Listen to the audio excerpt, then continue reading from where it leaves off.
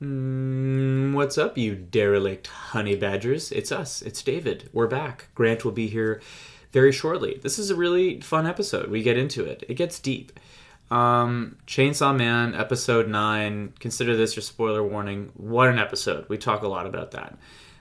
We get into Cyberpunk Edgerunners, which I'm currently watching. Then To Your Eternity Season 2 and Spy Family. Quick break for Newsfeed. There's lots of interesting things, allegedly, happening in the news right now. And we end on Mob Psycho, Episode 8, must see. My Hero Academia, Season 6, Episode 8, must see.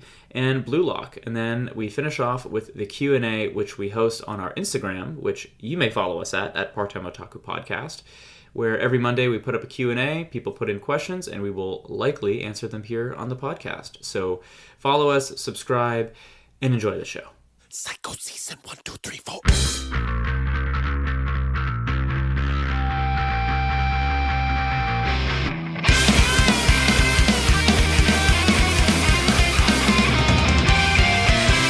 Oh, hey there, Grant. Hey, Dave. How are you there, fella? Oh, doing pretty good, pretty good. Besto friendo. That is I. God, I saw anime t-shirts with that on. Oh. And I was like, oh, I gotta get Grant that. You know what I've realized? Because, like, just the algorithm as of late is... Sure. I think it has found, like, its sweet spot because it knows I'm a sinful consumer. So, like, Sure. I get a lot of fashion, a lot of, like, sweaters and shit. Yeah. But... Hype clothing brands with Yeah, exactly, yeah. right. Maybe... debatably legal, anime art on them. Like, Well, is that official or not? Well, Yeah. now this is you read my mind. That's the thing. Now, like 100%, and I'm telling you this, listener, like the brands you're seeing advertising to you on Instagram are not doing that with copyright license. Like it No. is 100%. They are all just doing it until they're a big enough problem that they get squashed. But yeah, if you're not buying it at, and people will hate to hear this, but it's like the Crunchyroll store or Hot Topic. Everything they have is licensed. So Yes. like if you care about like quote supporting the artist, which let's be real, the artists see none of that money. Yeah. It's all rights and whatnot. But yeah, That's like, going straight to Shonen Jump. yeah, 100%. But yeah, but some of them are cool. Yeah, And I think yeah. I'm gonna do like what I don't know what you would call it. Like they're not bootleg. Well, would it be a bootleg shirt? Yeah, I guess technically Technically? like the ones you see on Instagram. It's so funny. Like I have, anytime I see something on Instagram, I have to like a shop or buy this or buy that or whatever. And same thing. Like it's a lot of it's like anime centric. But I think it was last Christmas or the Christmas before, I got burned so bad on a gift for both Leanne and Corinne. And it came from Europe somewhere. It was just like all the wrong sizes. I literally had to charge back like on the credit card company. Oh, really? Because they're like, oh yeah, well, like they flat out told me like, who cares? Like take the size that you get kind of thing. Yep. And to ship it back would have cost me like double the price that I paid for everything. And I'm like, what the fuck? That reminds me of like damn Instagram ads. Like I'm done after this. Yeah. Yeah, that's the thing. You take one L, like you take one L on these things, and it's such a risk. And then a lot of the time, like unless, and again, like you don't want to root for the big guy or like the 1,000-pound gorilla in like the arena, but like Sure. you think about how easy returns are through Amazon or like some other huge chain retailer. And then, like, yeah, you, like, try and, like, organize an RMA or a return with some obscure brand that isn't in North America, and you're losing money on postage. Yeah, it's not happening. And it's like, now I just don't want to... You end up, like, not supporting small brands, you know what I mean? Because it's... Anyway, so it's a bit of a balancing act, but there's a couple that have been after me for a while, and they're, like... It's, like, streetwear with anime on it. It's, like, drop-cut, oversized, intentionally faded tees with, like... Unit 01 from Ava on it. I'm like, can I take a guess on what brand it is, or do you think that's like calling out? No, you can. Is it Katsuri clothing? Let me see. I have it right here. I'm gonna laugh if that's it. Because they are on me all the time, Leanna, too. It's so funny. No, it's not Katsuri. This is TRZN Studios. Turzen? I think it's supposed to be like a vowel-less Tarzan, is my guess. TRZNstudios.com. You're welcome for the plug. Yeah. Everyone we don't know who they are, so buy your own risk. Yeah. Here's an address on the internet. Go there if you dare. Yeah. That's basically what that was. That's so funny. But I think I'm It's gonna. Christmas time, I suppose. Yeah. Yeah, it's holiday shopping season. Have you even started your holiday shopping? I'm done. Come on. Oh, you're an animal. That's Been done how, since the beginning of November. dude. That's how we know that you're a grown up and I'm not. I have a note with it's like mom and dad gifts, and then there's like a list, and it's just a series of question marks. Yeah. And then I just have everyone in my life, and then like. Hit And this then person underneath- up at this date. Yeah, Ask yeah. about this. You know, what are they reading? No, Yeah. dude. I don't even have that. It's just a series of question marks underneath a bunch of names. Oh my god, you should see this. I'm not even close. Excel sheet I got in like Christmas Ugh. birthday prep. Yeah, it's It's because you're a father. You're responsible. You're Could be it. You were probably responsible before that. All right. Enough of that. We got to talk about Chainsaw Man. We've got an action-packed show for you guys today. Seriously. There's so much to talk about, and I'm kind of bored. Yeah. yeah, man. I don't know about you, but like I didn't get a chance for whatever reason. Like I just think last week we had like weird timing. I was coming back from New York, and I had to like compress my anime schedule for this week. I watched almost everything in the last like 48 hours. Dave, same. Like Yeah. all last night and then early this morning I caught up on the last little bit. So I'm. And I'm so glad we're leading with Chainsaw Man because I audibly said, "Holy shit!" Yep. more times in this episode than I think maybe any other episode of the series so far. This is a fantastic episode. Episode 9. Here's your spoiler warning because we're gonna get into it. How can Yeah, we not? we have to. Exactly. How can you not? Dave, what a fun little conundrum, a little thought experiment that Chainsaw Man has presented upon to us. It really Because has. I feel like you and I, you know, we've been doing the show long enough, but I definitely think in the past year, we've really been talking about the plot armor, you know, the expectation of storytelling and shonen, or like the standard expectations that you tend to see. And not to be like dramatic and like, you know, like really, you know, hyperbolic right now because we literally came out today, hours ago. But like, what a nice like flipping at the table of like, you know, expectation change. Like I'm sad, but like in a I'm good sad. way. Like I'm happy that it made me feel something. But the nice thing about it is even though like they kind of, you know, there was like this big, you know, shocking episode and there's all these deaths and unknowns, you know, and potential, like, that's the thing too, like they did some very Western, it's a very, you know, I think we were talking last week too, like this is a very Western style show. Yeah. Did we talk about that on the podcast? I think, oh no, that might have been during our gaming sesh, actually. Yeah. No, And then halfway through, we were playing Diablo, and we were like, "Fuck, this would be a good episode." Yeah, so I think, you know, because, you know, the author whose name I don't have in front of me, the mangaka, you know, like I think he's more or less said like this is, you know, it's the setting of Japan, but this is like a Western style story, and they do He's a lot a of younger guy too, eh, Grant? Like you were saying, he's like 28 or something. I think he's in his like mid to late 20s, yeah. So like Yeah, vibes. yeah, but like they do a lot of like a Western style stuff, like the cutaway death potentially. They did that with a couple characters, and they did, you know, they showed some deaths, and they did the, you know, they kind of did a little bit of everything, like the probably for sure dead, the whole Miss Makima thing. And you know, it's funny because like Leanna's kind of been in and out watching Chainsaw Man with me. She's not, you know, not by like episode to episode. And I was just kind of like, I had a hunch like before the scene of her getting shot on the tree. Also, like just like the muzzle of the gun before she gets shot, it just slowly comes into frame. I was like, wow, nice. I don't know what her bag is. Like, I don't know if like, I don't think she's dead personally. So yeah, I think there's more to her story. Like it felt like I was sitting there kind of mentally taking notes, watching her talk to this guy on the train. And I was like, oh, you know, I'll mention on the podcast how she's kind of like, we've done a lot of comparisons to Jujutsu Kaisen. Yep. I was like, she's sort of Gojo, but not really. Like we know she's high up, but we don't know how or why or. She still feels regional manager. Yeah, but I was just thinking like, oh, I'm so excited to find out more, and I also wanted to like give ups to her voice actor, like just the way she's drawn and the body language of the character, like the way they're animating her, and then like the really calm delivery of her VA, really digging her on screen, and then of course she's assassinated, Yeah. and Okay, wait. Before we get to all the action, I do want to say specifically, dude,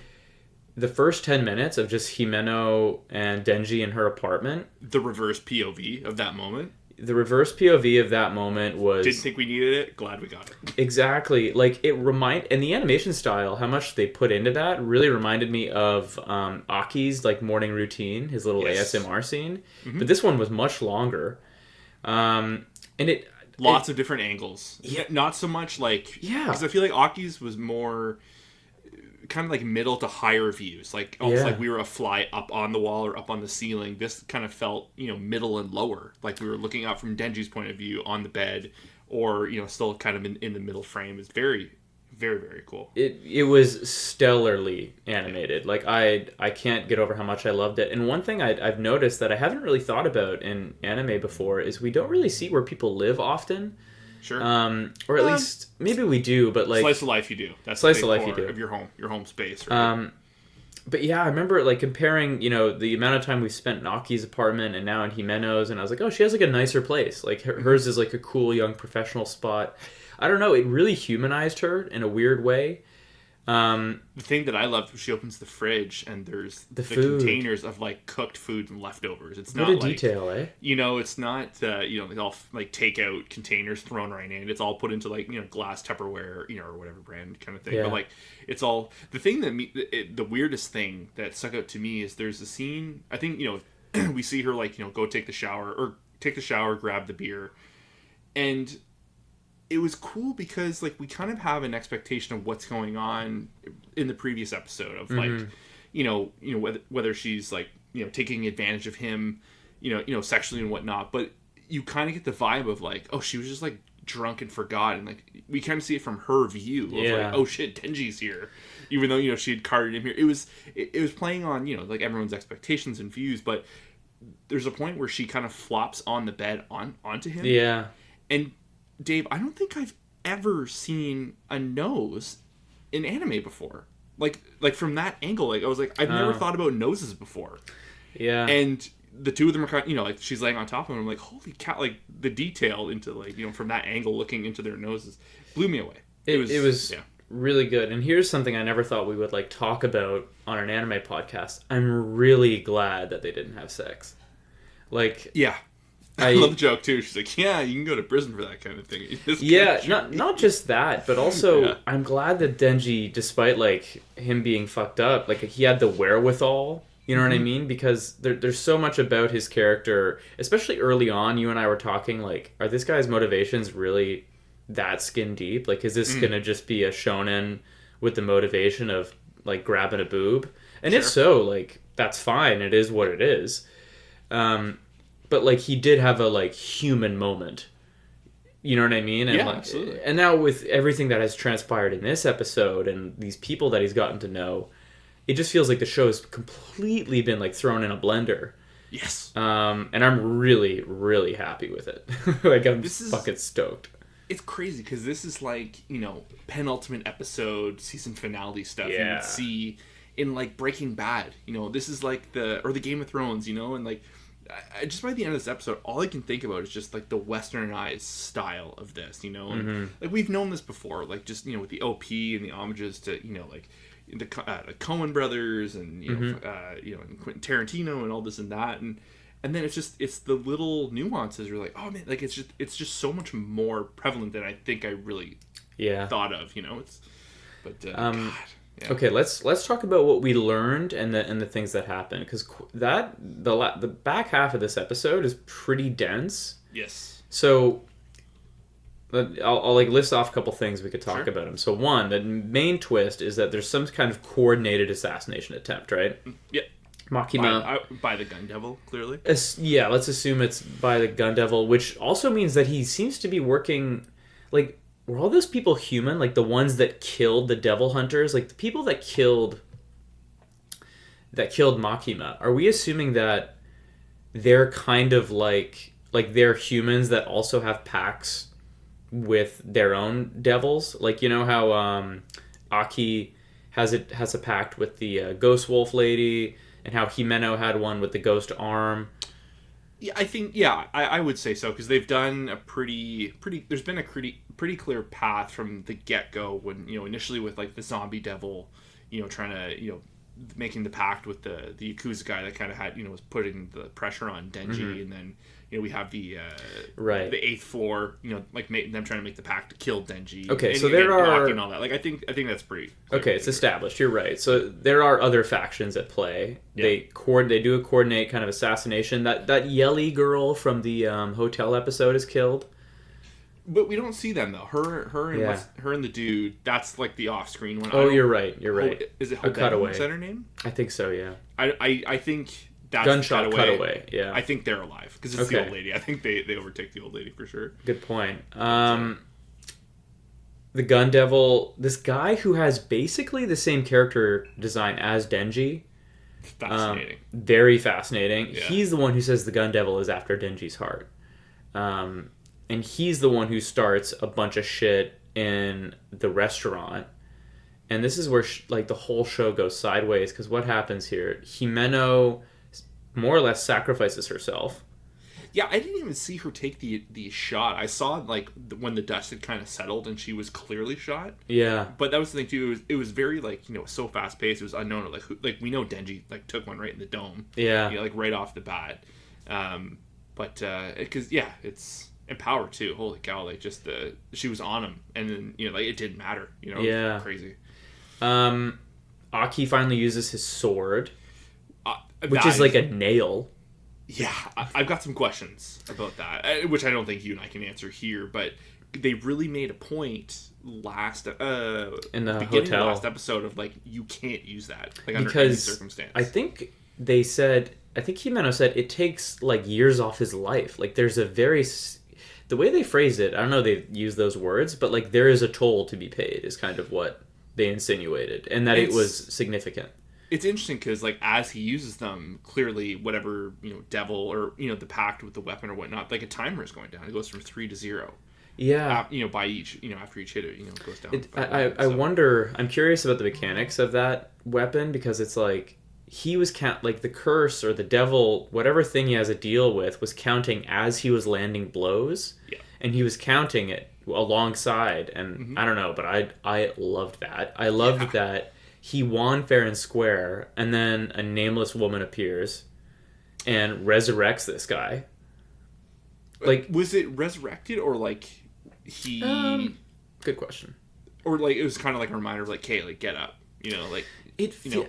I don't know. It felt like he died, but but then he got up. Maybe she just did some kind of weird blood manipulation, or like power can do blood manipulation, right? As the blood devil. I think that's her whole. But like, okay. So we don't know how, but this guy gets up for round 2, bodies Aki. It's looking bad.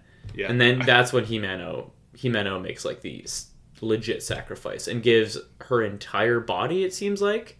Yeah, piece by piece. Well, she makes and like she. Is it like making an additional pact, or like it's just in the moment of like, okay, like I'm going to give everything to you?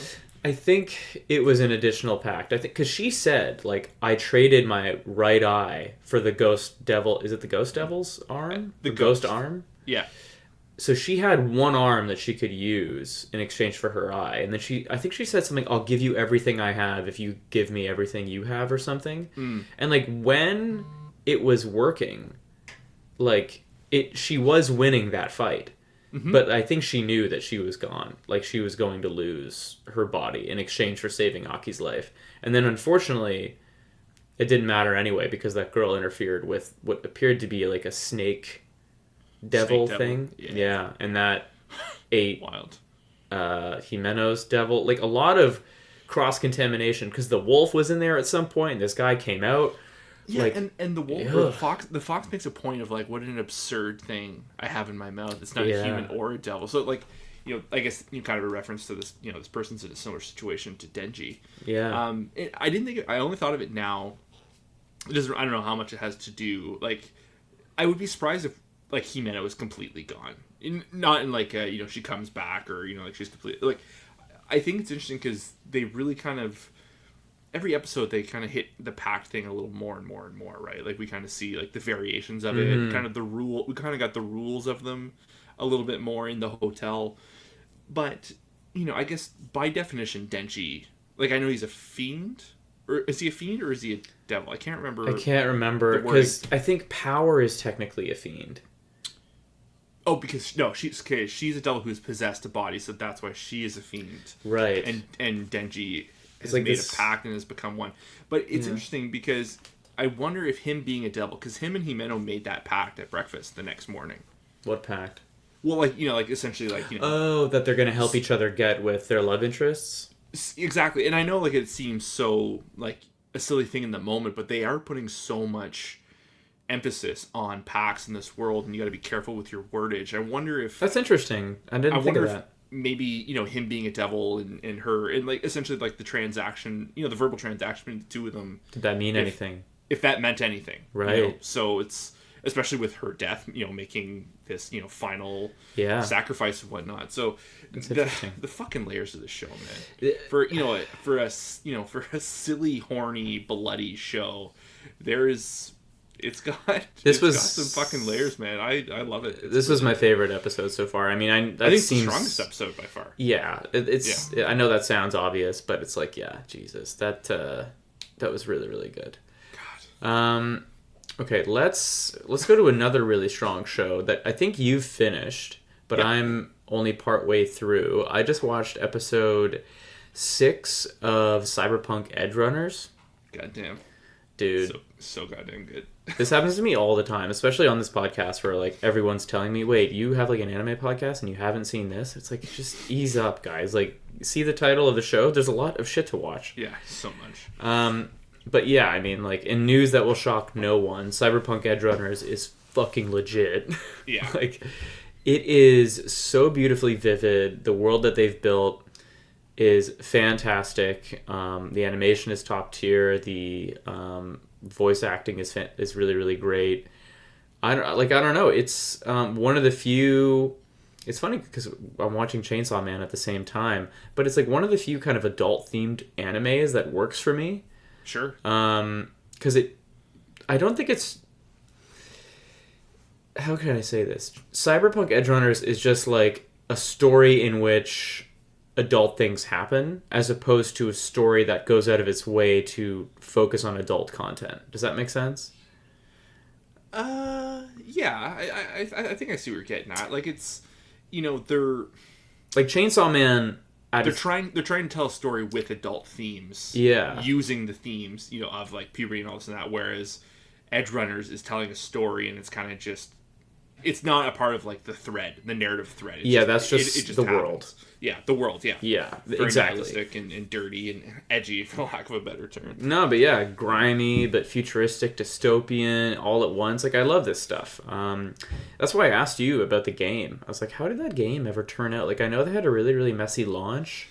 Yeah. Oh, yeah. Like, it's, it's what I had told you when you had asked. Like, it was bug-ridden and, like, performance-wise was awful, but, like, underneath it all was a very cool world and RPG. Like, there was a good game there, and now it's at a point where it's great. Like, it's tough, still not perfect, right? Like, they definitely oversold the experience. That was, like, their biggest problem. Was it an online game? No, it's all single player. I wonder. It's crazy. Like, if only they had waited. I mean, I know, like, we're not going to solve that problem here in the gaming industry. I'm aware that that's, like, the big thing these days. Yeah. But yeah, I wonder if people still play it or 100%. They I don't have the numbers in front of me, but they just recently made an announcement saying, like, they are, like, plus, like, stock wise and all that, based on the bounce back from 2077. Yeah. But you enjoyed the series? I loved it. Yeah. I definitely, it's. I feel comfortable talking about it now because you are at, like, just past the halfway point, but they do a really cool... It feels like 2 significant arcs in the 10 episodes. Usually in a show like this, it's like a one-run thing. Yeah. But they really kind of hit home the youth side of it, and then kind of, like, the delusion that came from, like, like where he ended up at like, the... kind of like the high point in episode 5 at the end of episode 5. Yeah, so that was a beautiful episode. Yeah, and you're only one episode after that, but the show is still the same, but there is such a tone shift in, you know, it's a classic story of like history repeats itself, you know. Yeah, like lessons not learned. it definitely feels like Yeah. they're setting me up for some heartbreak, and Sure. they've done a really good job building some relationships, and I'm Yeah. really digging it. Well, it's cool to see in such a short amount of time two distinct, to see such like a change in a character, you know. That's like the thing. That's... in time, playing around with time, and like sometimes short bursts of time are more effective than like a bigger time jump, you know. And I think Cyberpunk excels in that. At least this instance of it does. That's a really good observation. I think you're completely right. Like it's amazing to see a short story told in 10 episodes. And these aren't like, this isn't like Arcane, like they're 45-minute episodes. These are cool anime 23s, and there's a beginning, a middle, and an end. I think I know where it's going, but you never know. Like, the show takes a lot of left turns and stuff. I just saw like my first episode of like Cyber Psychosis with one of the main characters. Oh yeah, that was tough to watch. And like, you know, you get to know these characters pretty quick. Like they're very effective at building relationships. And some of them are you know, like they're here for like a short time but a good time kind of thing. And there's kind of like blink and you miss it, that character is gone. And it's like they really left, you know, they left their mark on the show and the characters going forward. Yeah. And it's like I said, in 10 episodes, it's very like this is a one-off thing. Like there is. I was going to ask you. There's no plan to do any more. But actually, just today, CD Projekt Red, you know, the studio for Cyberpunk and The Witcher and all that, they apparently were just flat out like, yeah, we are reassessing the rest of our like what Edgerunner has done.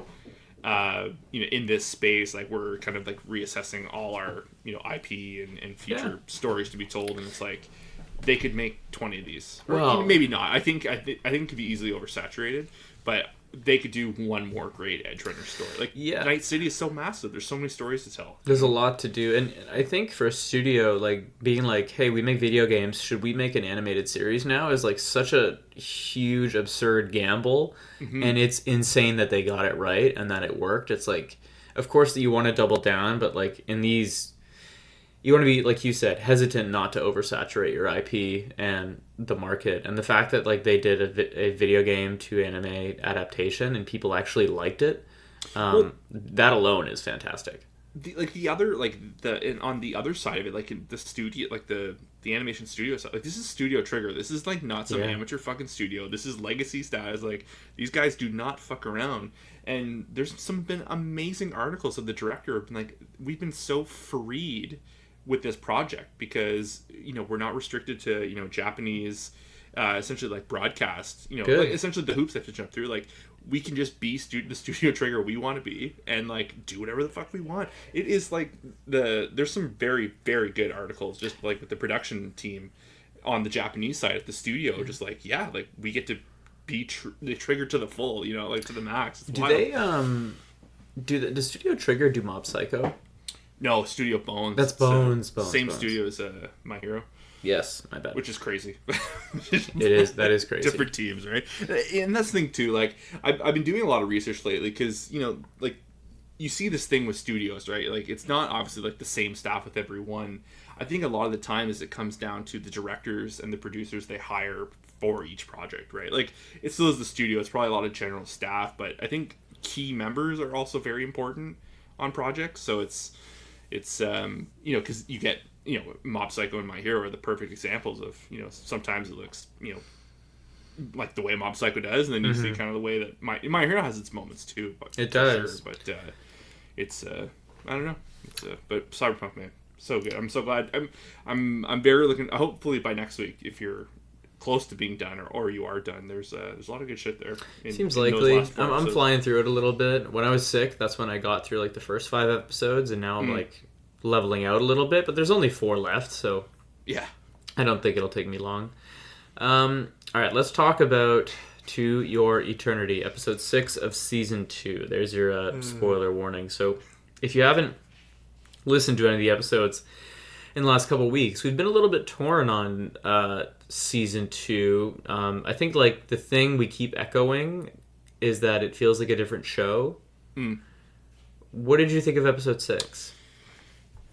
So when I agree with what you had said last week, because I was behind. I had only seen episode 4. You had seen episode 5 at that point. And I think you had kind of made the point of there's probably a little bit of closure in episode 5, like about like kind of character intention and kind of I think overall direction of where this arc is going, and I completely agree. Kind of, I wouldn't say it like it warmed my heart or relaxed me by any means. I think they kind of doubled down, especially with episode 6. They kind of doubled down into this narrative, and like I liked it. I think it's the best episode so far because we get a lot of huge reveals, lore wise, and the resurrection stuff is this episode, correct? Yes. And it being hidden from Fushi. Yes. I don't. There's a moment in this, and I think it's like my last straw. Like I'm actually kind of annoyed by it now. I'm a little antagonistic with this show now going forward. Yeah, it's getting a little ugly. It's getting a little ugly because, and you had brought it up before. Like, how does Fushi in this time and the people he has known, and how does he not understand love? Like, at least like a more concrete understanding of it, or like maybe like a surface level of it, because like he was around Goku and I'm blanking on the name. Reen, and then also like the two like the old man and the woman, like I think they had, like they were clearly like in love. Like he was raised kind of by them, and yeah, like this is what I'm saying is. It's baffling. Like, it's... You can have an alien, or you can have, like, a unknown entity of unknown origin that is, like, experiencing the human experience for the first time alongside other humans, and that's fine. Like, that. There's nothing wrong with that idea. In fact, like, that's what works so beautifully about Season 1. But, like, you do break that experience when you fuck with time jumps. And, like, they've kind of... Yeah, I don't know. I don't want to keep repeating the same shit, but I think that that mechanic broke like the entire character motivation and like his drive. Like, does he just learn at a slower rate? Like, we were kind of meant to believe that he is almost a superior being because of what he's capable of, but intellectually, he's just learning so slowly. It doesn't make sense. And part of me, if I want to like throw them a bone here, at first I was like, oh, it's interesting that like. I appreciate that they're getting into like a romantic narrative, and like they're talking about, oh, it doesn't necessarily, you don't have to love a woman, like you can whoever you want, and it's like fine, like take the points for that. Like I'm happy you're saying that, but like narratively this doesn't work. You know what I mean? Like it doesn't make sense. So that's the thing. I think, and I do want to talk about like the gender politics of the show, because that's always, whether they didn't explicitly talk about it in the previous season, but like just by the concept of him alone being able to be, both, men and women. Yeah. It was, I feel like it was always going to be a point to be brought up. Sure. So I want to loop back to that, but the thing, like the straw that, completely, like the final straw for me was, he sees the doll in the window and he's like, oh, like I'm in love. Like I found a lover. And it's like, are you for real, dude? Like you're over 100 years old and you haven't seen a like, fucking doll before? Well, there's like that, and and like he has the experience. Like I'm almost wondering, because there's an interesting moment in this episode where the fucking Guardian guy? I keep blanking. There was like 7 of them. Hayase's ancestor. Hayake, yeah. He tries to hug Perona and all that, and like this essentially like the soul or the deep fibers of Perona rejected him based on that. And so what made me think back to that was. Or the doll thing is like, is this maybe something with March? Because March was obsessed with, she'd make those dolls and she wanted to play. That's interesting. She wanted to play house. So like, if that's what they're trying to do, they are going at this at such a like fumbling. The whole show feels like it's fumbling. It's getting the messages out there. They switched studios too, right, Grant? It is different studios. Yeah. I think it was White Fox before. It's very hit. The animation's very hit and miss, and this on top of like the very different approach they've taken this season, is jarring. Yeah, and like it's everything just feels like a half measure. Like I was looking forward to the part of the show like where like the gender politics were gonna kind of be at the front and center, and it feels like they're doing it right now with. The high, like, oh, it doesn't matter if you're a man or a woman, I love you. And, there's the whole thing with Todd actually being a girl, which I didn't see coming, and I don't really understand, like, the weight peculiar of that reveal. Like, like, that feels like to be a common trope, and not just, in Japanese storytelling and in manga and anime. Like, you see that all the time. That's true, we've seen that. it's I don't know, it just feels like they have the right show, the right story to kind of crush this, you know, and it's all kind of there, and it's easy to tell a story like that based on the mechanics, and it's just it makes no fucking sense. And then the fucking Bond, you know, like, I appreciate the idea for the character, and I appreciate like taking a swing, but it's not really working for me. I don't get it. And like, I'm not going to stop watching because no, me neither. You and I were so like the whole prison island arc, you know, you and I are kind of like, what the fuck is going on here? Well, I think we would both maintain that the pilot of To Your Eternity is one of the best pilots and best introductions to anime you could give someone. And the following arcs, because in that first season they kind of tackle a lot when you think about it. Like they do, you know, the March stuff. I guess the Perona stuff is kind of wrapped up. The Gugu stuff is beautiful. Oh, that's, you know, all time. Like, yeah, you know, like, I mean, anyways, it was nice to see like Bond actually have his intentions, like him, you know, whether he's being a spoiled baby, and him kind of like freaking out, yelling, and all that, and be like, no, like he's mine, and to have him like flat out like openly be like, no, I'm using him. I was like, okay, that's good to know. I feel better knowing, like, because it just, again, it was like a half measure thing. I was like, what is going on here? You know, it was hard to read him of like the level of, you know, him using Fushi and whatnot. I watched it. I've watched the episode twice. I went back today and I watched episode 5 again. I don't think I'm missing something. I just think it's not a great execution. I think I appreciate that, like, because, you know, we tend to agree a lot on this show, but we do look at a lot of stuff differently, right? Mm-hmm. And I think that you're probably more thorough than I am. Like, you'll go back and be like, am I not connecting the dots? Is it something I'm not getting? You know, you'll look around on discussions and subreddits, and I do a lot of that stuff too, but like, I kind of had my mind made up a little early on this and being like, no, like, they're fumbling the bag. This is off. But I think... And I wanted to be wrong. You and I sound like are like, you know, in, you know, we have a show like we're literally talking about. I think you and I are the vocal minority on this. Like, everyone seems to be pretty okay with it. It's like, how maybe it's just we were too big of fans of the first season, or like the story. You know, we fell in love with it so much.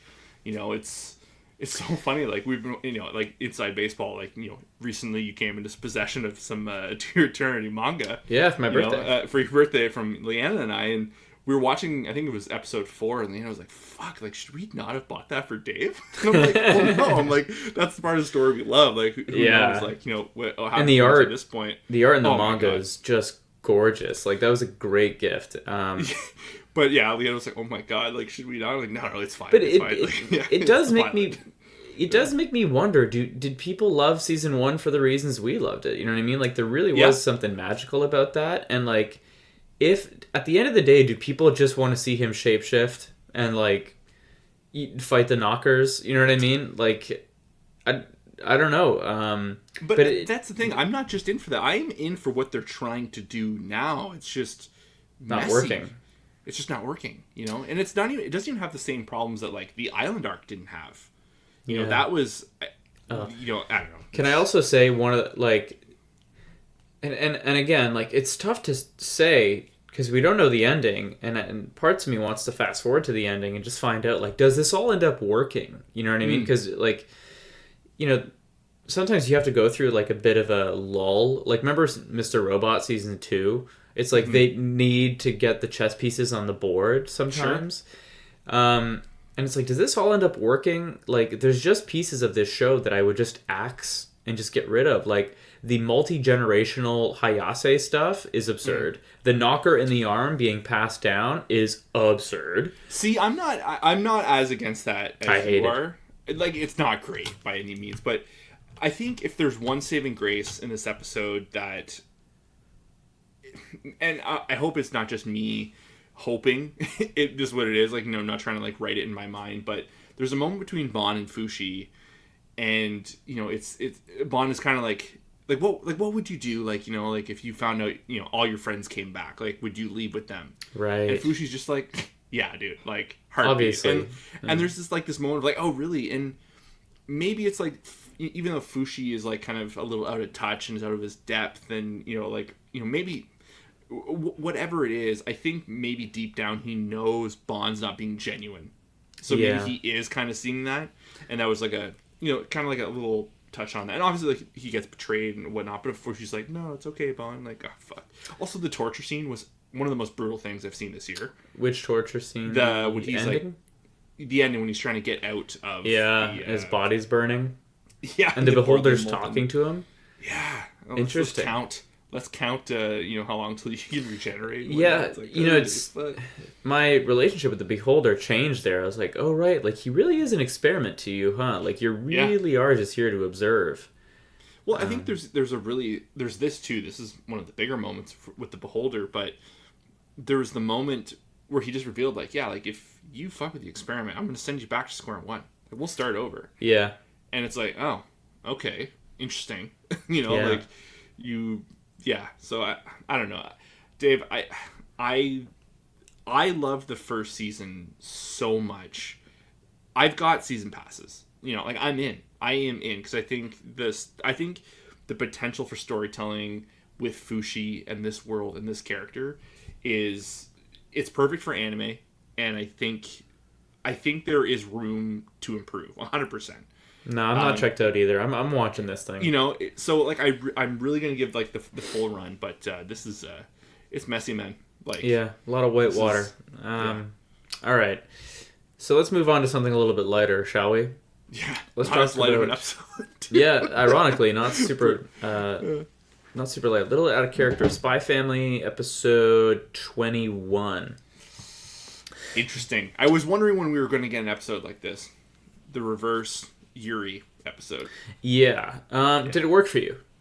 It did. Because there's not a ton to dissect here. The Spy Family coverage we tend to be pretty quick on. I think this is surprisingly one of the meatiest episodes yet. Yeah. Even though like it is kind of a gag episode, but it shows it balanced the characters a little bit. Because it feels like. Not like I was like weirded out, and like I've been enjoying this run of episodes more than I think at this point in part one. Mm-hmm. But I feel like yours kind of been like not the joke, but into the joke all the time. Mm-hmm. But she is like also like very down on herself and whatnot. So for the power dynamics to kind of like equal of like show like it's not just like the brother trying to protect her and like Lloyd and all that, and just I think this episode set a really good tone of like we are gonna have like an action-packed ending. I think they've been kind of slowly easing out of the slice of life and comedy and trying to slowly rev back up into the action and whatnot. So I think we're gonna get the spy stuff again soon. Like we've been getting a lot of family. So, but again, Anya being like, this woman's nuts. Like some of the you and I are like suckers for the Anya stuff. I think everyone is. Yeah, best part of the show. But they've really been playing of like people daydreaming and Anya being able to see all that, and just like the what they did with the animation with Anya more than it wasn't just the face. It was like fade out to like white and black. Yeah, it's like like the screen is burning out, and I think they did a lot of fun stuff. I think we said this last week too. Like the best parts of the show is like the creative ways that they work her telepathy into scenes, because you kind of I don't know, like you think about characters that can read minds, and it's like. It's usually typical bullshit, right? Of like, I want something that so I just have to make you think of it. And it's like, the character with the telepathy always has the upper hand. Sure. In a lot of shows. And in this, it's a kid who like, you know what I mean? Has no real life experience, doesn't really know what's going on, but knows that she should hide this. And like, I don't know, that's fun to watch her navigate. Like, I really enjoyed the scene with Lloyd and Nightfall, or is that her name? Nightfall? Yeah. Fiona Frost? Yeah, Nightfall. Talking in code, but Anya's picking everything up, but she's losing track, and I don't know. I thought that all that was pretty funny. I found it funny when the point where Anya's trying to keep track, they cut out the second layer of subtitles. Yeah. And it just strictly cut to like her reading their minds, not like what they were actually what they were saying, like out loud kind of thing. Like just very, very smart. Like it's little stuff they they don't really need to do. They can just keep going the gag the way they were running it. But it's obviously with subtitles it's more of a visual medium for us. But like overseas, that's mainly like audio, right? Like that's like an audio gag. But for them to like bring it back into a visual joke on top, I don't know. It's the show. It surprises me every week. Like it's so consistent. It's so. But then they do these little things there. But I'll tell you. The The ending was... I was about to say, that was my Oh my favorite God. part of the episode. Best part of the episode. This mini little segment they did on Bond the dog versus the penguin fluffy thing. That was hilarious. Yeah. It was like kind of a post-credit, but it was like 6 or 7 minutes. So it was like this mini gag they worked in. I love that. Oh my God. Just, yeah. It was funny because it was just like the same... It was essentially repeating the beginning of the episode, just introducing with different characters and all Yeah. that. Just, yeah, very, very good stuff. Spy Family. I'm actually starting to be bummed that it's going to be over soon. I know. The what do you think, 24 episodes or 2, 3? I looked it up. It's 25. So Okay, we got 4 more. left, yeah. We got another week, or another month, rather. Yeah. All right, let's take a little break here, Grant, and get into a little bit of news this week. Is it? do it. Speaking of which, though, let me start with this. Is it just me, or is it a bit of a slow news week? Yeah, big time. There's just not a ton going on, so let's lead with this. Strange World, the Disney animated movie, is expected to lose $100 million in its theatrical run. I had to Google this. I didn't even know Disney had an animated movie in theaters. I heard about this last week. Yeah. And know anything then about it? I see now I see this headline. I'm like, what the fuck? Like Well, completely, yeah. What Completely. were we talking about off mic? What's dominating box office right now? Is it Black Panther still? Yeah, currently Black Panther. Yeah, Yeah. that's a hard one. Same studio putting those out at the same time. It's like they wanted it to fail. Yeah, interesting. Well, while we're on box office stuff, we should. I'll mention Jujutsu Kaisen 0 has become the 6th highest grossing global anime film, finishing with a $195 million run. It's a good one. Yeah, I mean, I think the only ones really above it right now are the Demon Slayer Mugen Train movie.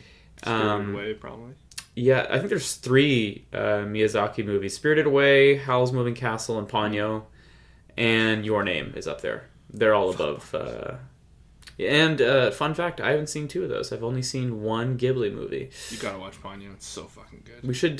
Probably my favorite. maybe we should do like a special like Ghibli episode or something. Yeah. If you're listening to this and you're interested, like if you're like me or like Grant, where he's just like a super fan and I'm just like, I just have this hole in my library of shit I have seen. If you'd be interested in us reviewing like Ponyo or Howl's Moving Castle or any Ghibli movie, maybe we could even like do it as a poll or something on which one we watch. I think post Psycho season, we're gonna need a bit of a calm palate cleanser. And I think a Ghibli movie night would be That'd be tight. clutch. Yeah. I think you need it. Blade. Nice. Grant, this movie's gonna blow. I'm calling it. This is probably the saddest news I've read in a while, because if there's one Marvel property I want to absolutely crush, it's Blade, and I don't think it's gonna happen. Yeah. It's They got a new director and screenwriter. Do you know who the guy is? The person? no, I don't actually. I don't know anything about him either. But it's just not a good sign, you know? And it's Mahershala Ali. The crazy thing to me is like they're like it was like 3 or 4 days before everything was about to shoot. Yeah. It was that close to the wire. Yeah, so like I don't know. Not a good sign. As a whole, there's something wrong going on there, but yeah, I don't know. I love Blade. We're always gonna have Wesley Snipes. Like, we're always gonna have those movies to go back to, but yeah, it's Jan Demangi. Apologies. He's the new writer. I'm sorry. He's the new director. He is not known for a lot. Directed something called 71 in 2014, Top Boy in 2011 and 20. Oh shit, Top Boy is fucking good. Is Top Boy legit? Yo, yeah, okay, all right. I'm getting a little more excited. All right. Damn, okay. Yeah, Top Boy's fantastic. I don't know like how many episodes he directed, but he was involved as a director. Okay. Lovecraft Country. Oh, that was a big hit too. That was Jonathan Majors. Dead Set. That was HBO. See, you got a great, you have a great callback. But yeah, Okay, that's interesting. Yeah, That changes things a little bit, actually. I got a little more confidence. there you go. I'm gonna do some Blade reading there after this, and we'll report back next week. Because goddamn, I want this movie. It's perfect casting. Mahershala is legit. Oh my god, it would be such a travesty if everything around it kind of fell apart. Because goddamn, I don't like vampires, but I like Blade. So. You know what's absurd is this on Netflix. I just resubscribed to Netflix, by the way. I had killed my subscription because I was like, man, everything like I like they put out like one good thing a month, if that. And then I watch it and I'm like, I don't like it. And then what I realize is like I just need to have something to scroll before I go back to YouTube and watch a cooking video. So I'm paying $16 a month so I can look at Netflix's top 10 and be like, yeah, I hate this. But about their top 10, this Addams Family spinoff Wednesday has already broken the record for the most viewed hours in 1 week that was previously held by Stranger Things Season 4 with 341 million hours viewed in a week. Dave, don't underestimate the power of Jenna Ortega. Yeah. She's, I actually saw the pilot. Oh, yeah? Did you like it? I heard it's quite good. So... Like, people were very hesitant about this project. Not, like, this was one of those things where Sam was like, so, can I watch this alone? Or, like, do you want to be in the room? And I was like, you can watch it alone. But... for what it's worth, I was like, yes, you know what? This is actually quite well put together. It's Burton, Burton's involved? Tim Burton's involved, yeah. Oh. And, yeah, I don't know. Like, I wasn't, like, a big Addams Family kid growing up. So, like... Oh, no? I'm aware of it, but, like, not enough that, like, I'm loving every moment and the nostalgia. You know what I mean? So, like, a lot of it's over my head. But, hey, it's, like, a moody kid... in a new environment, surrounded by people she doesn't like. It's darker than you would anticipate, even though it's like kind of a kid's show. I wonder how she's playing it. Like, is she going like straight up Wednesday, like monotone and macabre, or is it kind of like a lighter version of that? Oh, really? No, it's. I would say it's not. That was the one thing that impressed me. Is like it's pretty straight up. She's like, I have killed people. Wow, fuck. We're watching that tonight. Yeah. Me and the editor fire that out. Both of us really liked Addams Family. Oh, there you go. So. You know what? Come back next week and let me know what you thought of the pilot. Yeah, we'll do. Yo, are you going to watch this? Actually, speaking of Netflix, are you going to watch this 90s show reboot? This is the sort of sequel to that 70s show. Yeah. And I think it will. I'm going to watch the pilot. It's they announced its premiere date January 19th. Perfect. Yeah. Yeah, exactly. It's a good winter show. Is it like week to week, or are they throwing it all up there? I don't know. I wonder. TBD. I have a tough feeling about this one, but they got a lot of the like Red and Kitty are coming back. Yeah, a lot of the I know like not everyone's coming back there, obviously, but Eric and Donna coming back. Oh, Eric's coming back. Topher. I think so. Damn, okay. I think they got Topher. I don't know. That was like Devin and I's. That was our show growing up. Like every day after school, we like rip back into the house, watch the 2 episodes of reruns, and then like put the DVDs in anyways and like watch episodes. Like we loved. Are you telling me Devin didn't play Hyde? That wasn't him on screen. I'm just fucking. Kelso, you mean? Yes. Everyone called him Kelso growing up. They probably won't get Kelso or Mila. They're not going to get Mila Kunis and Ashton, eh? I bet you they will. That would be awesome. Yeah, they're fun. They're in on it. Like they're cool. They definitely, because they brought half the cast on not the farm show. What was the show he did? The Ranch. That was like half the people involved from 70 show, and the cast and most of the cast kind of pop back in every now and then. Oh, really? So, yeah. I would be shocked if they didn't make an appearance at some point. That's cool. I like that. Okay, we'll round this out. Last thing, Mushko Tensei, the light novel, has officially ended. I don't know if it's a good ending or a bad ending, but it's over. It is an ending. I really need to sit down and figure out the difference between a light novel and manga. Actually, Vivian, I know you're listening. Someone hit us up. Let us know. You're the social media guru there. Someone, what is a light novel? Why is it different? Why do they call it that? And also, if someone knows the answer to this, if it's only just ending, like how much, at the rate that season 1 went, how many more seasons do they have ahead of them? Because that's interesting.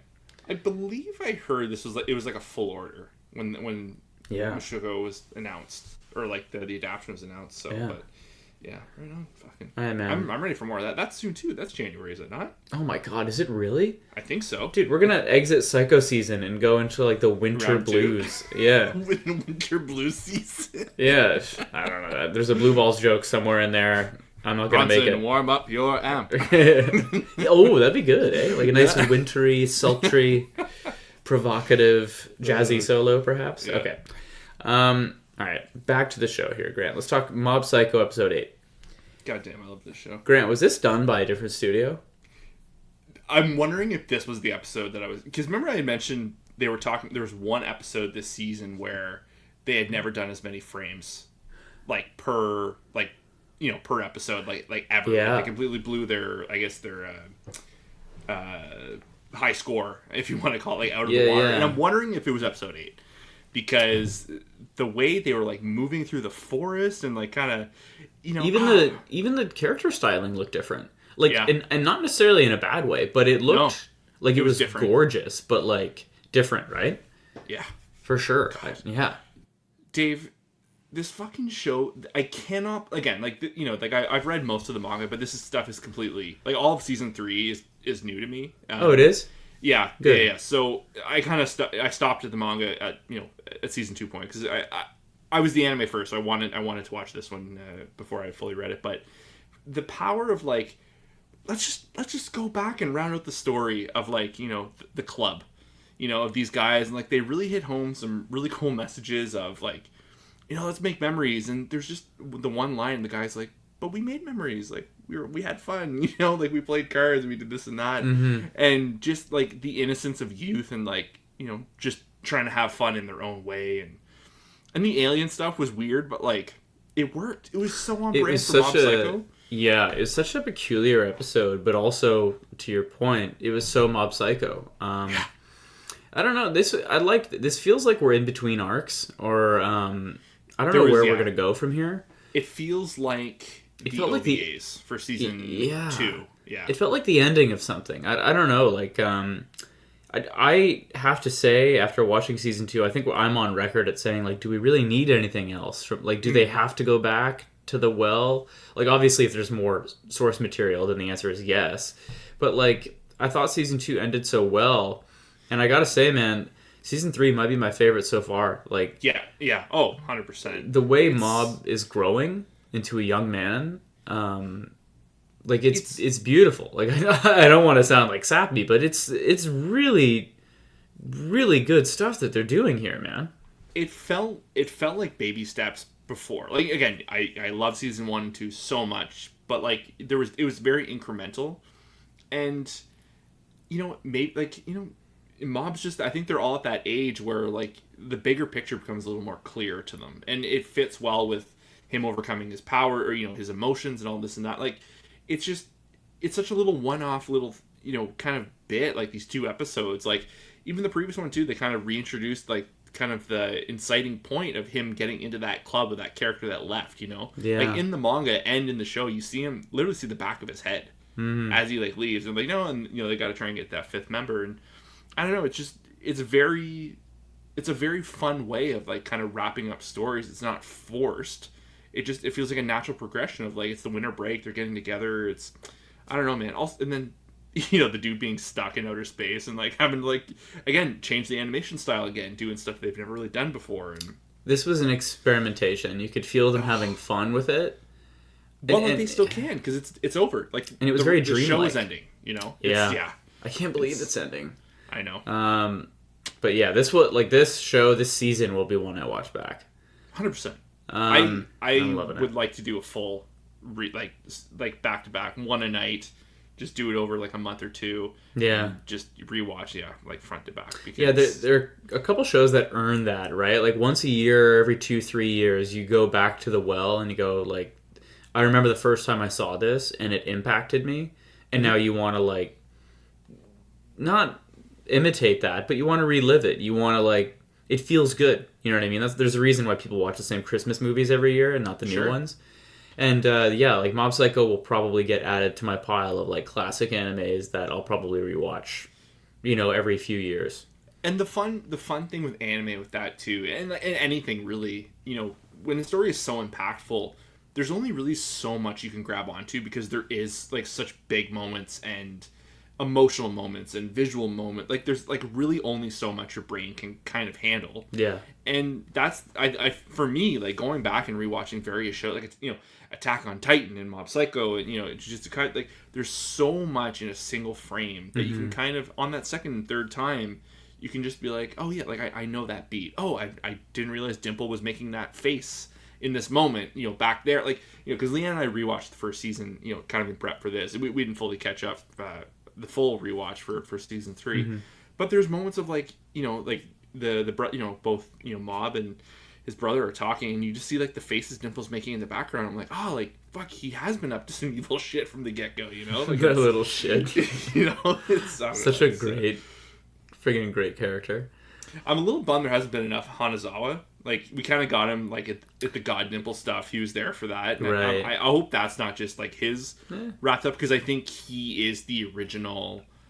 He's the original benchmark for mob transforming. You know, like when emotionally he kind of reveals himself a little more.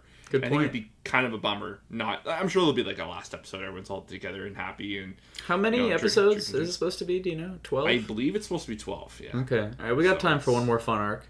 Yeah. Okay. Let's talk My Hero Academia, season 6, episode 8. There's your spoiler warning. Dave, we asked them to not take the foot off the gas, and they did not. So. They did not. Yeah. This is about as good as this show gets. Yes. You know, like maybe there are like all-time episodes that might pull ahead of this one, but like this episode, I think it's probably in the conversation for like most top 10. Top 5. Yeah, I would say it's in the top 5 for sure. They went the Walking Dead approach with Aizawa. Just you got bit, yeah. Get rid of the leg. Yeah, too bad. So there's not a ton to talk about here because it's actually a lot of what I have to say. I feel like I said last week. There's a lot of Goku Vegeta vibes with Bakugo and Deku, and I love what they're doing with Bakugo. It feels earned. Finally, because it's we were watching it and it's like, oh yeah, what 6 seasons? I'm like, yeah. It's not as cute when you say it out loud like that, but like that's so true, dude. Yeah. Like this anime, like I don't want to rain on the parade of how great this episode is, but this could be a season 3 or 4 moment, like easily. There's just so much filler. The problem is, filler is one way, but there really wasn't a moment for them to kind of come to terms with one another, because at the end of the day, I guess Shigaraki kind of was what's linked them. In a weird way, just because Bakugo found out about One for All and whatnot, he kind of got wrapped up in the main villain plotline, and Shigaraki has not been around. Like, he has been, but he's not been front and center. So it kind of makes sense that it's only just happening now. But like what fucking All Might, man! I miss All Might. I really do too. He was like such a force of good. Like his absence is felt. Yes, in this, and that's effective. You have him for like 2 minutes on screen, and he's just it was nice to see, because that's the gripe too. Everyone was worried that All Might was giving Midori a little too much attention, but like no one understands like the connotation of the situation, like the passing of the power and whatnot. And it was just nice to see All Might be a teacher to someone else, of someone who needed it. And you could see Bakugo opening up, which we've seen some moments, but like he was laying it out there, and I was like, wow. Yeah, this was like the most character development he's had. It felt so genuine, and like him putting. I think the important thing is watching Bakugo connect the dots about who Midori is and his relationship with him. That was truly genuine, so it made it all work. Like it was not grasping at straws, which easily could have been done, and I think would have completely killed the emotion behind it. But it was just, again, it comes down, I'm sure this comes down to like the source material, and it was fucking dynamite, man. Also, he caught one over it, so yeah. And which I didn't expect, truly did not expect. Neither did I. And one more thing, just while you're on Bakugo, is we got to give it up to the voice actor. Like, yes, you appreciate what he's doing all the rest of the time, because his character is literally like the embodiment of angst. And that's obviously gets a little tired, but the benefit to that is when he has a genuine heartfelt moment and the voice actor can do something else, like it really lands. Mm-hmm. And his whole monologue really landed for me. The flashback scene with him and All Might really landed. I thought they did a really, really good job. I am curious if you thought the animation was at all lackluster. The only reason I ask is I saw that there was a vocal minority, as it always tends to be, from people saying like this is probably one of the most important chapters in the manga because of events either currently happening or yet to happen. Sure. and that this fight scene was particularly more graphic and brutal, apparently, in the manga. Okay. And they felt a little bit let down by that. Like, did you find the fight scene adequate? Did you have any issues with it?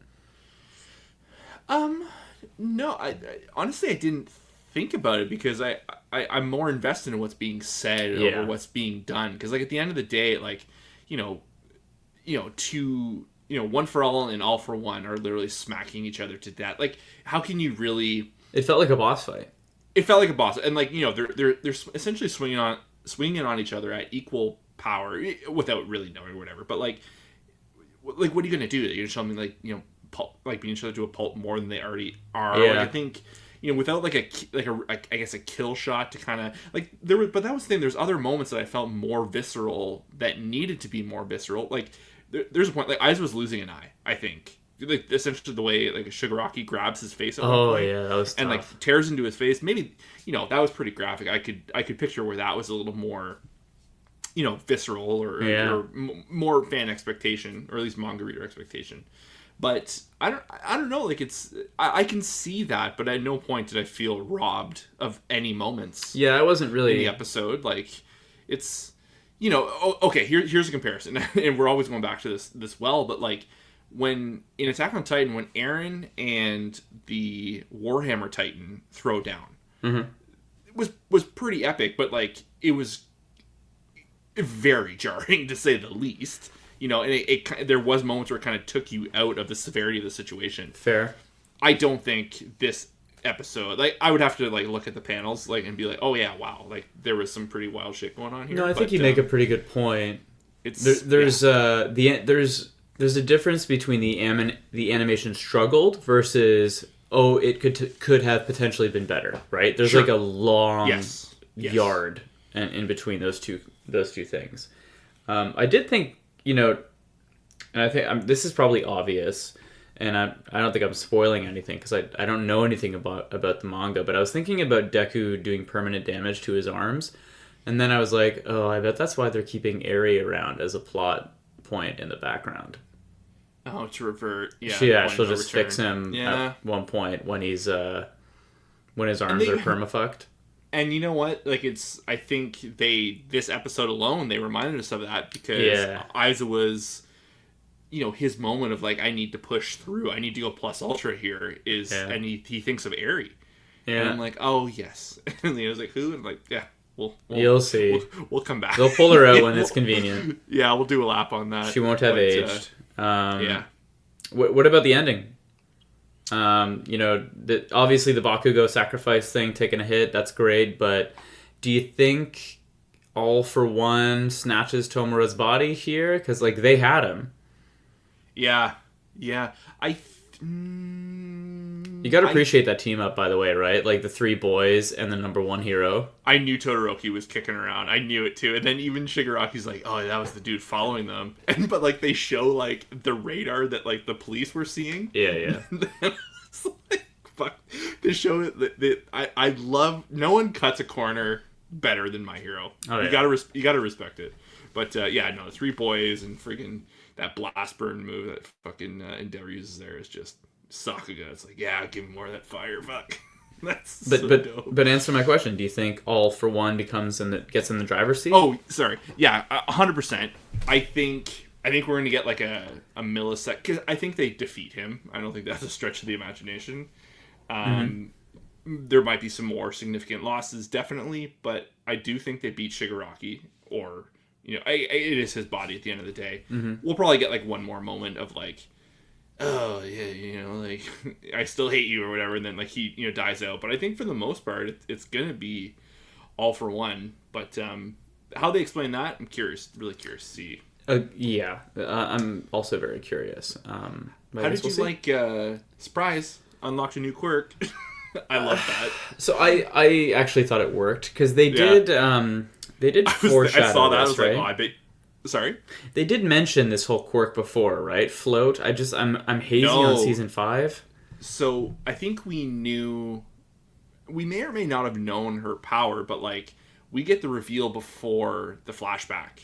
So like they did like I think At first, I thought they undersold. I could have swore in season 5 or something they mentioned that that float was her quirk. Like maybe I don't recall. That's the only reason. But yeah, like I thought the way they executed it worked fine. I think like maybe in other circumstances I might be grumpy about it. Sure, there's so much going on. Yeah. I think it serves the story in that moment. You know what I mean? And you could argue, flashback is lazy. It's like a Deus Ex Machina thing, but it was like, give me a break. But I think it was better because they backdoored the Bakugo stuff at the same time. Yeah. And it kind of like even keeled the overall experience of the episode. So Midoriya's fucking losing it, man. Like, yeah, Midoriya's voice actor did a really, really good job this episode. Yes. Yeah. Yeah, I could talk more and more about it, but this I'm really, really happy with this episode and this arc. Very, very curious to see where the second half of the season goes, because this is all business. It's been 8 episodes of nonstop action, and I'm loving it. I'll put a steak dinner on graduation. Oh Christ! Yeah, first year graduation because it's been 6 seasons of television. Yeah, sad funeral / graduation. Yeah. Okay, well, we can end on Blue Lock before we do the Q&A real quick. But did you get a chance to check this out? No, I had to catch up on Gundam and Bocce. Okay, well, I'll just give a brief review of Blue Lock. I'm on episode 8. I'm caught up. I like watching this show, and here's, like, it's actually part of, like, my Saturday / Sunday morning thing. Like, I do, like, Spy Family, and then My Hero, and then Blue Lock, like, typically in that order. That's a good trio. And they're all really fun, like, together, because they all have a little bit of everything, right? There's slice of life, and then there's, like, the fun shonen stuff, and then there's, like, sports anime, which is very new to me. I think what Blue Lock has done is, like, they have a fan in me. I'm going to continue to watch. It's not changing my life, but I think it's probably made me a fan of sports anime. Like, whenever this first season's over, I'm gonna like probably get into a ritual of firing up like an episode of Haikyuu on Sundays or something in exchange, and like just slowly chip away at catching up on that thing. I fucking love to hear it, Dave. You have no idea. I knew you would. But yeah, give it another spin. Give it a couple episodes. I have full intention. I was watching a video this week actually, and it's weird how the exact point was what I was thinking. And what you would kind of like agreed with me about, like, like maybe I just have to get that point where like it becomes the sport, and it was just like the point was brought up of like, yeah, like it's kind of edgy in the beginning, but like when it gets to the sports juice, like fucking you're watching a sports anime at the end of the day, that's what's good. So yeah, I'm gonna jump back in. Killer. Okay, let's wrap up on the Q&A. From listener Samwise Gamgee. What's a show that has Sam? It's don't you know you're Sam? That wasn't bad. Okay, show that failed to meet the hype. It's tough. I actually like there's a couple good shows this year that fall into that category. I think it's tough. I'm gonna just go ahead and say the quiet part out loud because we bitched for 20 straight minutes about To Your Eternity earlier. Yeah, they have time to turn it around, but like, considering that they were both in our top 5 or maybe top 3 in 2021, and we're just like bitching about it on a weekly basis right now, is probably not a good sign. No. So that's I don't know if you have the same answer or what you're going to say. That was a little low hanging fruit, I think. Apologies, because it's so fresh on our minds. Someone had to say it. So I think for me, and I wouldn't say this was like anime community wide, but Vampire in the Garden really kind of bummed me out. Oh, good point. I forgot about that show. I think you and I were really looking forward to that. Yeah, that was a letdown. You're right. There's a couple. I think another one too. We never really talked about it on the show, but there was a Netflix anime that was like very heavily promoted called Bastard, like heavy metal. Oh yeah. I got like 4 or 5 episodes and I was like, "Whoa, this is not for me," and kind of a bummer because it was very like, when you just think something's gonna be like an absolute ringer, and you're just like, "Whoa, could not be farther from the truth." I was just super super let down by that, but I would think Vampire in the Garden is probably for me. I completely forgot about that show. Well put. Good point. Yeah. All right, last question of the show from Liana Banana, it says. Liana Banana. Best boy and best girl of 2022. I assume anime only. So get out of here with. I know everybody jumps to Galadriel. True. Maybe that's just what I'm thinking. Who goes first? Mine are so basic. You go first. You're gonna have a better answer. For best boy would be Shirogane from Kaguya-sama, in season 3 this year. Well, kills me. All right. Ishigami too. Actually, the Kaguya-sama boys absolutely fucking slay. They are so fucking funny. And for best girl, obvious answer is Chisato. Shit. Yeah. Like, who am I? Talk about. How do I not have that written down? Yeah. You ever get lost? Like, do you ever, like, when people go, oh, so you have, like you have an anime podcast, like, we're covering something called Psycho Season, and then they're like, what do you watch? I just stand there and I'm like, I can think of... really watching. Yeah. I can name one thing off the top of my head. And I have to look Well, you're on the spot. Like, I'm looking at my 2022 list right now, and I'm just like, what the fuck is wrong with me? Like, look how much I watch. All right, well, my your picks are better. Mine suck, but I'm gonna go anyway. Anya, give me a break. She's a sensation. Okay. I think that's on par with Chisato. That's on par with Chisato. I'm just mad that I didn't think of Chisato. The second one is, like, arguable, but I think, like, it's just resonating with me on such an oddly emotional level. I love everything about Mob Psycho and about what Mob's going through. Sure. So it's Mob. Yeah. It's what you're watching a little person grow up. You're watching a boy become a young man. I've had the experience of being a young. I have done those things. A teenage boy, so, like, it's good. You know, you gotta love a show with some good messaging. Yeah. And the positivity that Mob Psycho brings, as dark as it can be. It makes me feel good. Yeah, it does make me feel good. Seeing him grow up makes me feel good. And this is season. Yeah, man. This has been the right call. I'm having a lot of fun with all these shows, so I'm glad we're doing it. And I hope y'all are enjoying it, because this is hard work watching this much anime. You know what I mean? I haven't gone to work in weeks. I'm kidding. Are we good here, Grant? What do you think? Have we wrapped up? Yeah, no, I think we are done.